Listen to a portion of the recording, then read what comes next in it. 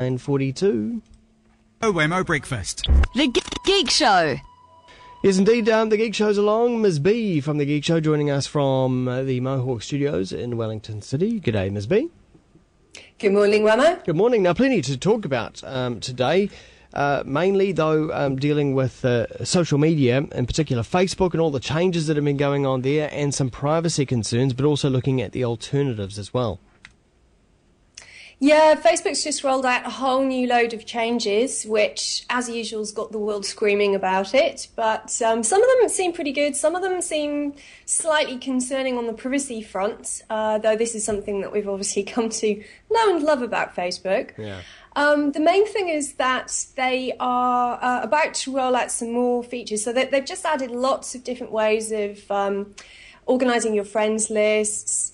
The thing that's coming up quite soon, which does sound good from the early reports and views of it, is the Facebook timeline, which is a way of basically turning your life into a graphical timeline of all the key events. So there's a few people who've been saying that they really enjoy that. But some of the other ones are a little bit more concerning. And one of the stories which has come out the past couple of days is the fact that Facebook, even if you're logged out of Facebook, because people know that if you're still logged in, they have the ability to track your browsing. But even if you're logged out, they can still track what you're doing, especially when you're on pages that have things like the Facebook like button. So, of course, this has got a few people rather upset. Yeah. So the advice that is given usually is to log out of Facebook, but that's not enough because there's still a number of cookies running which send all of your requests to Facebook. So one of the suggestions made to counter this is to use a separate browser for all of your Facebook interactions and then close it down when you're finished. This kind of reminds me of the privacy fears that we had about 10 years ago about ads on sites leaving cookies on your computer that would then track where you've been. Is this any different to, say, 10 years ago? I think this is the next stage along of that, really. I think this is that on steroids in a lot of ways. Right. There are solutions, however. One of the plugins that you can have for both Firefox and for Chrome is called AdBlock Plus.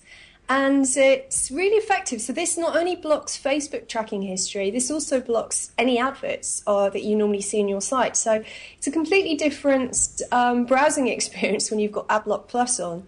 So that's the simplest option, is download the plugin called AdBlock Plus for either Chrome or for Firefox, start running that, and then you're protected. There's also another one called Share Me Not, which I came across, which is created by a university project, so it's not a commercially developed tool, but it's a Firefox add-in that's designed to prevent third-party buttons, such as the Facebook like or the Twitter tweet button, because don't forget as well, Twitter has access in the same way to pages that have tweet this buttons on.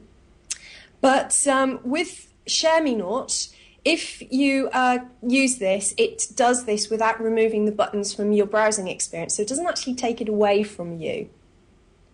But, the timeline's looking quite good. So, some of the new stuff that they've got coming through looks quite awesome, actually. Here's Read Write Web, Richard McManus, with some screen grabs from his first look at timeline. If you're watching the webcast, you'll be able to see this on screen now. And I do really like the idea of this, a graphical representation of your life overlaid with the timeline.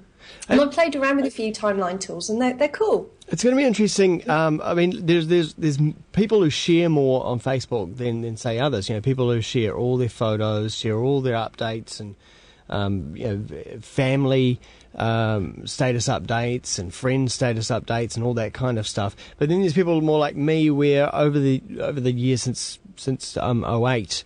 I haven't really uploaded any photos at all. I don't really trust Facebook with my photos. I like to put them somewhere else. I might use Facebook as links. I'd put a link in, say, go and check this out over here. So it's interesting to see what the timeline will be for those people who don't share too much. What that's going to actually look like, because it looks to me like the new timeline is really graphical and really pulls out a lot of history. And if you haven't got that history there, could be quite a barren sort of wasteland on many people's profiles.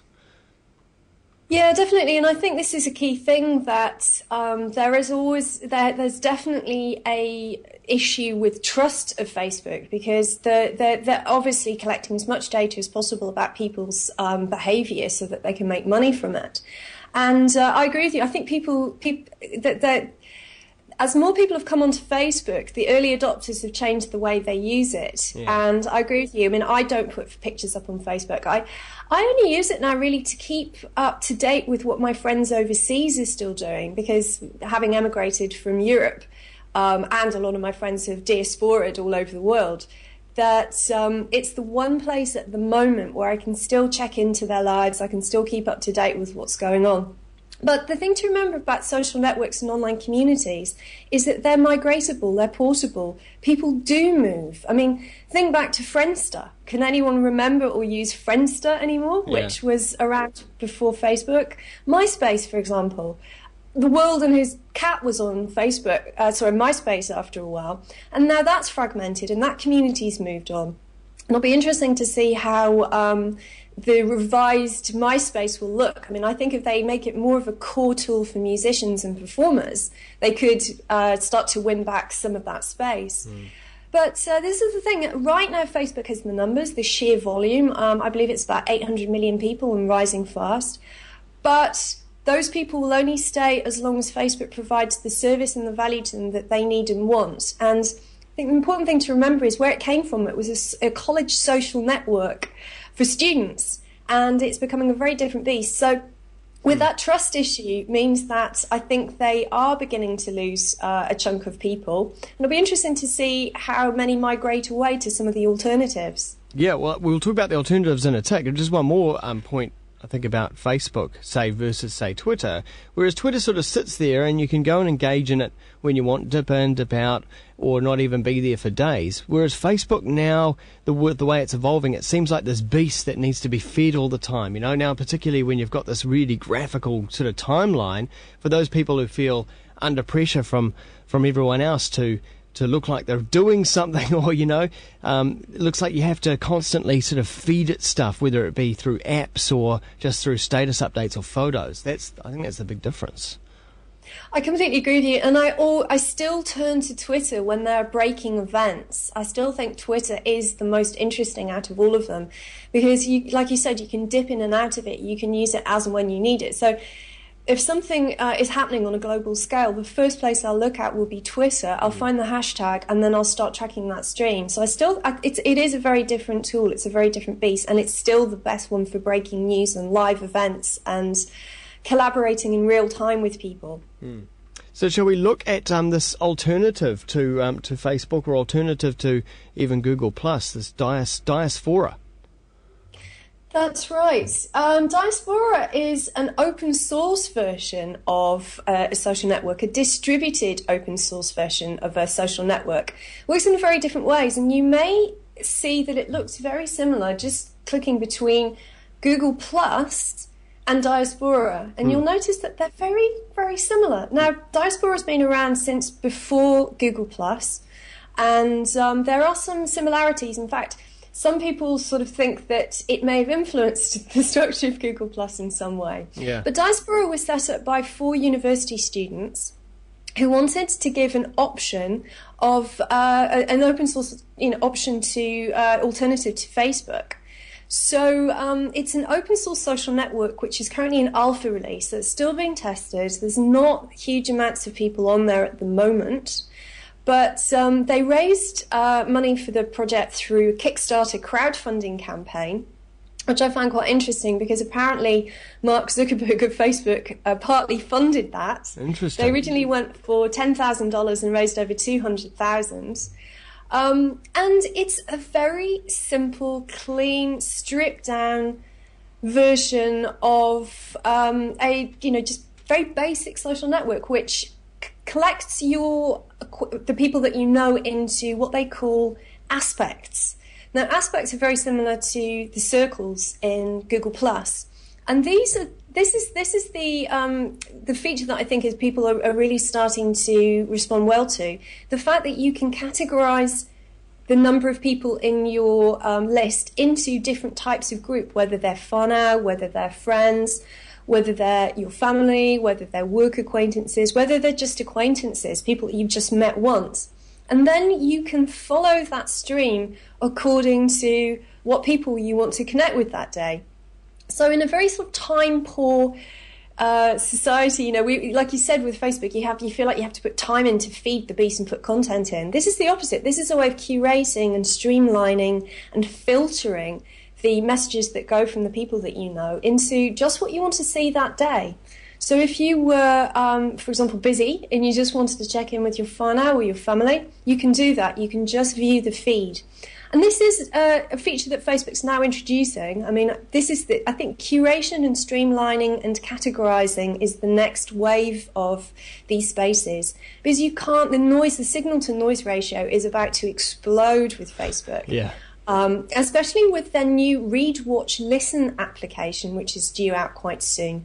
And that's a little bit of a concern as well, because they have content partners who will be running on the Facebook program.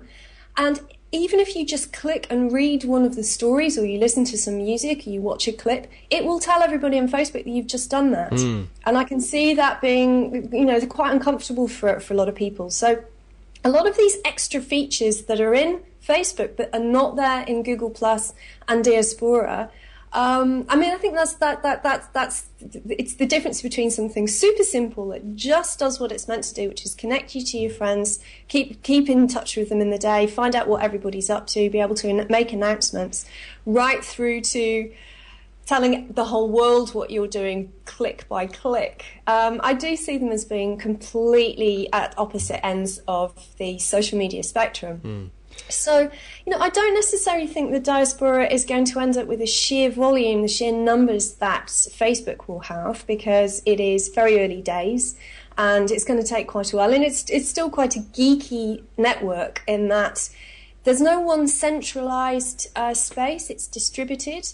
But what I do really like is that it's open source, the fact that you have a sense of ownership over your content, and the privacy is there. And also with a name like Diaspora, I don't think it's going to catch on. It's almost like it's been built as a place for people to experiment, but it's not meant for prime time, you know what I mean? That's right, it remains to be seen. And I think the most interesting one right now is Google Plus, which I'm still getting to grips with, I'm still playing around with, I'm still working out how I'm going to use it. But I think this is the beginnings of the simplification of the social networking spaces, as there's so many of them now, and people are really struggling to keep with grips with them. I think this is what people are now going to be looking for, is less features rather than more. So just be aware that some of these new changes on Facebook do mean that people can be a lot more aware of what you're doing day by day. And as we always say with Facebook, keep checking your privacy settings and make sure that you are comfortable with the level of access that you're giving. Indeed, and that's very sage advice there from Ms. Behaviour. Thanks very much. Cheers, Wamo. For more Ms. B, go along to thegeekshow.com, 2 3s rather than 2 E's. Also on Twitter as well, twitter.com/Ms. Behaviour.